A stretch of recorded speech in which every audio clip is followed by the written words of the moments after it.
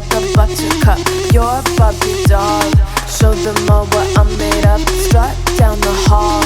Won't stop till I get enough. Welcome to our deep dive into the surprising history of something you probably glance at every day. Yeah. The mirror. We're exploring an excerpt from a text called The Mirror, a reflective history of manipulation, exploitation, and extreme extortion.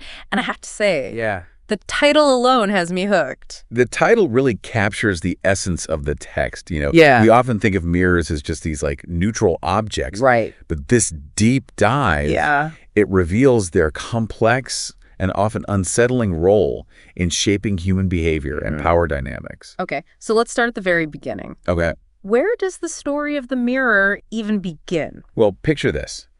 It's 6,000 years ago in Anatolia, and our ancestors are using polished obsidian to catch their first reflections. Oh. It wasn't the crystal clear image we get today, more like a shadowy glimpse. Okay. But it marked the beginning of our fascination with seeing ourselves. Polished obsidian. Yeah. That's fascinating. So from those early rudimentary mirrors, how did we get to the mirrors we know today? The journey is a long one. Yeah. It's filled with innovation and, as we'll see, darker turns. Okay. Early civilizations like the Egyptians and Mesopotamians adopted polished bronze and copper mirrors. But these weren't simply everyday objects. Right. They were status symbols, markers of wealth and power. I can see that. Yeah. Owning a mirror back then must have been like owning a luxury car today. Right. A sign you've made it. Exactly. But the text uses the term extreme extortion. When does that come into play? That takes us to 14th century Venice. Okay. The Venetians revolutionized mirror making, developing a technique to create glass mirrors using an amalgam of tin and mercury. Wow. These mirrors were unlike anything the world had seen, and the Venetians knew it. This secret technique? Yeah. Was it actually a secret or more like a closely guarded trade secret? Both, really. It was a technical innovation, creating a smooth, reflective surface on glass. Right. But also shrouded in secrecy. Okay. The process itself was dangerous. Yeah. With mercury posing serious health risks to the artisans. Right. But the Venetians fiercely protected their monopoly.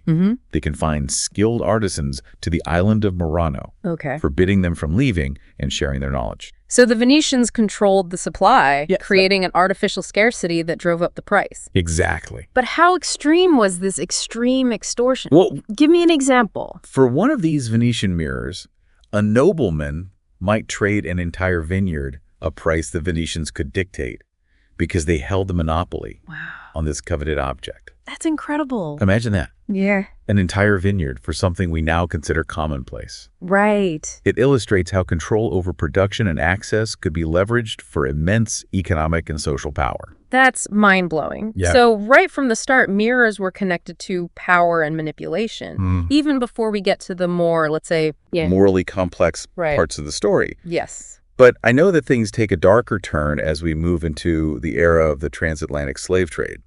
Unfortunately, yes. Yep. As European traders ventured to Africa, they recognized the potential of the mirror as a tool of exploitation. Right. In many African societies, mirrors were not everyday objects. The unfamiliarity with advanced glass-making techniques, it lent them an aura of magic and otherworldly power. So the Europeans used this fascination to their advantage. Exactly. It's almost like a magic trick. Yeah. Taking something relatively cheap to produce and inflating its value to exploit a lack of knowledge. Precisely. Okay. And the text highlights the concept of exploitation in this context. It meant deliberately taking advantage of an information imbalance. Okay. The Europeans' new mirrors were relatively cheap to produce. Right. While some African societies attributed mystical value to them, creating a stark disparity in perceived value. This made an uneven trade human lives for manufactured goods possible. It's chilling to think that something as simple as a mirror could be used to devalue human life. It is. I'm curious about the specifics. Okay. What kinds of tactics did these traders use to manipulate and exploit these societies? The text details specific examples of manipulation. Okay. Traders would create elaborate rituals around the presentation of mirrors, further solidifying their perceived importance and mystical qualities. Wow. In essence, they were masters of creating a narrative of value that served their own interest. It's heartbreaking to imagine the impact of these tactics, the way they played on cultural beliefs and ultimately led to the suffering of so many. And I see a clear connection between the Venetian monopoly and the exploitation during the slave trade. It's all about manipulating perceived value for profit. That's a keen observation. Yeah. Both scenarios highlight how a knowledge gap can be weaponized. Whether it's the Venetians controlling access to advanced mirror making, or European traders capitalizing on the unfamiliarity of mirrors in certain African societies, the underlying principle is the same. Create a disparity in perceived value and exploit it ruthlessly. So we've gone from mirrors as status symbols to tools of manipulation in the slave trade. It's a pretty intense journey already, but I know there's more to come. What happens next in the story of the mirror? Well, as Enlightenment ideas spread across Europe, the mirror took on new roles, becoming increasingly tied to individual identity and self-reflection. Interesting. And this shift sets the stage for the Industrial Revolution and a dramatic transformation in the way mirrors were produced and perceived. Got it.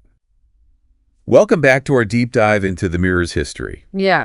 In part 1, we explored its journey from those first obsidian reflections to its role in the slave trade. What strikes me is how this object, something we see every day, has been so entangled with power and manipulation. It's a fascinating paradox, isn't it? Something designed to reflect reality also has this capacity to distort perceptions and exploit vulnerabilities. And as we move into the Industrial Revolution, that paradox deepens. Okay, let's talk about that. Okay. How did the Industrial Revolution change the story of the mirror? The 19th century brought about a radical shift.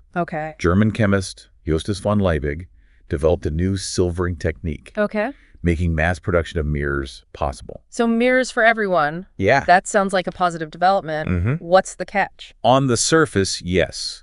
But this democratization came with its own set of complexities. The text points out the irony. While mirrors became more available, this also led to new forms of exploitation, particularly in the factories where they were produced. I hadn't thought about that. Help me understand how the mass production of mirrors could lead to exploitation. Imagine those early factories. Workers, often facing harsh and unsafe conditions, toiled tirelessly to meet the demand for this now commonplace item. The silvering process, while less dangerous than the mercury amalgam used previously, still posed health risks. So the very act of making mirrors more accessible for everyday use came at a human cost.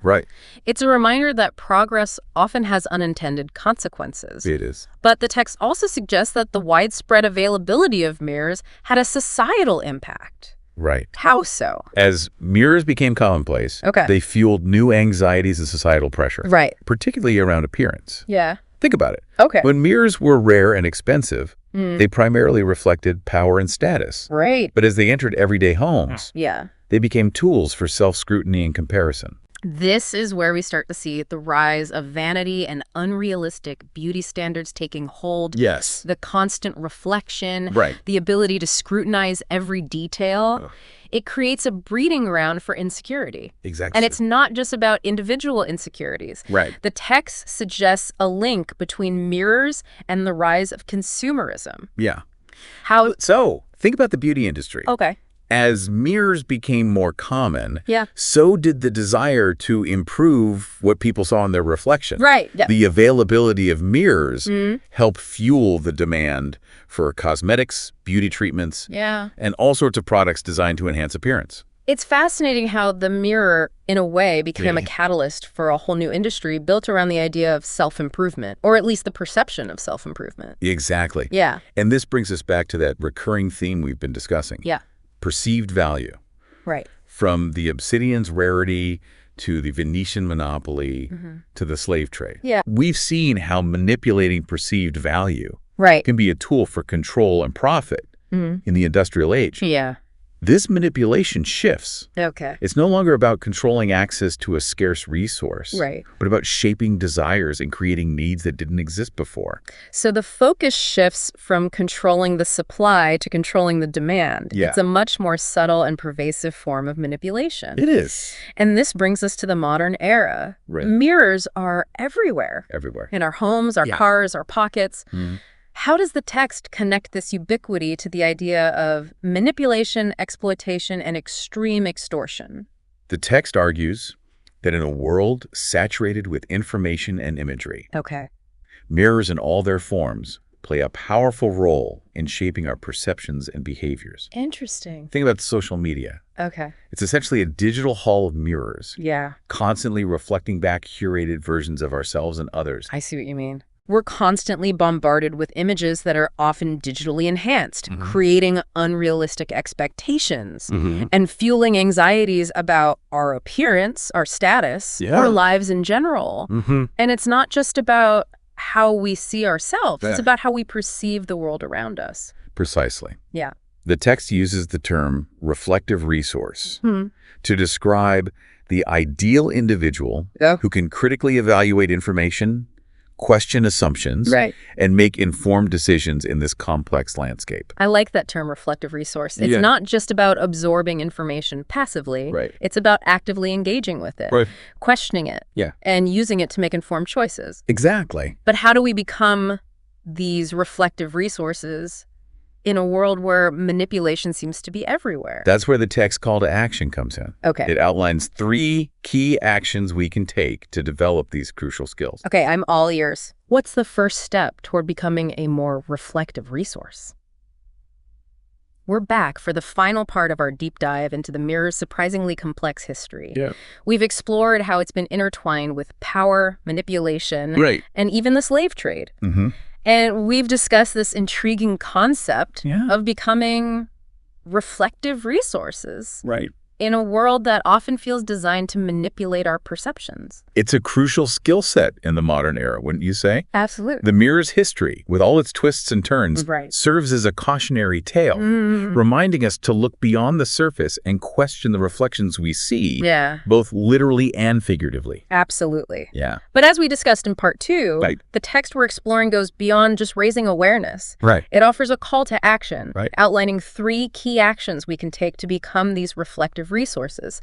I'm eager to delve into those actions. Okay. What's the first step? The foundation of becoming a reflective resource is embracing lifelong learning. Okay.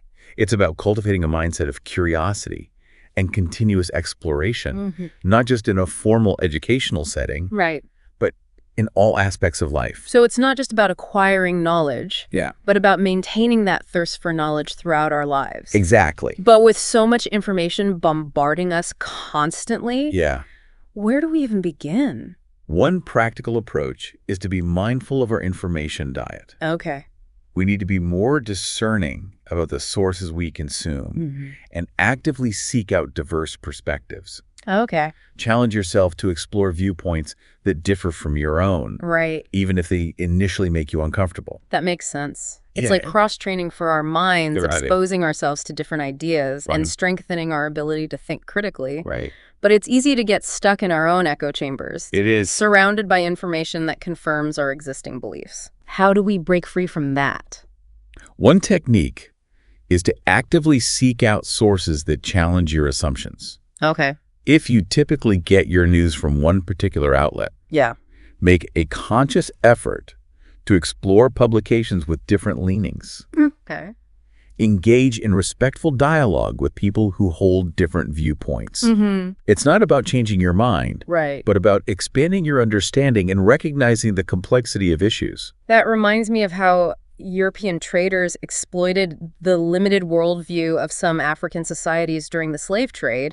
If those rulers had been exposed to different perspectives, they might have recognized the manipulation and made different choices. It's a powerful reminder of how crucial it is to cultivate a broad perspective. The more we understand the world and the forces that shape it, the better equipped we are to recognize manipulation and make informed decisions. Okay, so I've got lifelong learning and seeking out diverse perspectives. What's the second action the text highlights? The second action emphasizes the importance of questioning information sources. Okay. We live in an age of information overload, where misinformation and biased narratives are rampant. Right. We can't afford to passively absorb everything we see and hear. We need to develop our critical thinking skills and become more discerning consumers of information. So it's not just about what we know, but about how we know it. Exactly. It's about verifying sources, recognizing potential biases, and evaluating the credibility of information. But with the sheer volume of information we encounter daily, how do we even begin to question everything? It feels overwhelming. It's about developing a healthy skepticism. Okay. Not a cynical distrust of everything, but a willingness to pause and ask questions. Who created this information? Okay. What are their motives? Is there another perspective I'm not seeing? Right. A simple technique is to apply the 5 whys approach. When you encounter a piece of information, especially one that triggers a strong emotional response, ask yourself why. 5 times in a row. So if I see a headline that makes me outraged, I should pause and ask myself, why am I feeling this way? Exactly. And keep asking why to dig deeper into the source and the potential biases at play. Exactly. Okay. Each why should challenge your assumptions and force you to think more critically about the information. Okay. You might be surprised at the insights you uncover and the nuances you discover by simply asking why a few times. It's a simple but powerful tool. It is. It forces you to slow down, engage your critical thinking skills, and avoid knee-jerk reactions. Exactly. What's the third action the text recommends for becoming a reflective resource? The third action focuses on cultivating resilience and adaptability. Okay. The world is changing at an unprecedented pace, and the ability to adapt to new challenges and uncertainties is essential for navigating this complexity. So it's not just about what we know or how we think, but also about our capacity to adapt and evolve. Exactly. How does this tie back to the idea of the mirror? Think about the Venetian artisans we discussed earlier. Okay. They were masters of their craft. But when new technologies emerged, they had to adapt or risk becoming obsolete. The same principle applies today. It does. We need to embrace a growth mindset. Be willing to learn new skills and adapt to changing circumstances. Exactly. That resonates with me. Yeah. It's easy to feel overwhelmed by the pace of change. It is. But this idea of resilience, of constantly learning and adapting, is empowering. Exactly. Yeah. It's about recognizing that learning is a lifelong journey, not a destination. And it's this continuous growth that allows us to not only survive, but thrive in a world that's constantly evolving. So to recap, embrace lifelong learning, question information sources, and cultivate resilience and adaptability. These are the 3 pillars of becoming a reflective resource. They are. But it's one thing to understand these concepts. It's another to put them into practice. It's a continuous process. A journey of self-discovery and critical engagement with the world around us. Okay. The key is to start small. Incorporate these practices into our daily routines and build those reflective muscles over time. It's like we're all works in progress, constantly refining our understanding and learning to navigate the complexities of the information landscape. Exactly. It's a daunting but ultimately empowering challenge. I couldn't agree more. Yeah. And I think the mirror's history, with all its lessons about perception, manipulation, and the power of knowledge, provide the valuable framework for approaching that challenge. Well said. Thank you. So as we wrap up our deep dive into the mirror's deceptive history, what's the key takeaway you want our listeners to remember? The key takeaway is this. Don't just look into the mirror. Look beyond it. Question the reflections you see, both literally and figuratively. Cultivate a mindset of critical thinking, lifelong learning, and a hunger for diverse perspectives. And by doing so, we can become those reflective resources. Exactly. Not only navigating the complexities of our world, but also helping to illuminate a path towards a more informed and empowered future. If a simple mirror can be used to distort perceptions and exploit vulnerabilities, as we've seen throughout history, imagine the potential for manipulation with the technology we have today. That's a thought-provoking point to end on. Yeah. Thank you for joining us on this deep dive into the mirror's deceptive history. Thank you for having me. We hope you'll continue to reflect on these ideas and apply them to your own lives. Sound the alarm. I'm coming up. We'll have a ball. I'm sweet like a buttercup.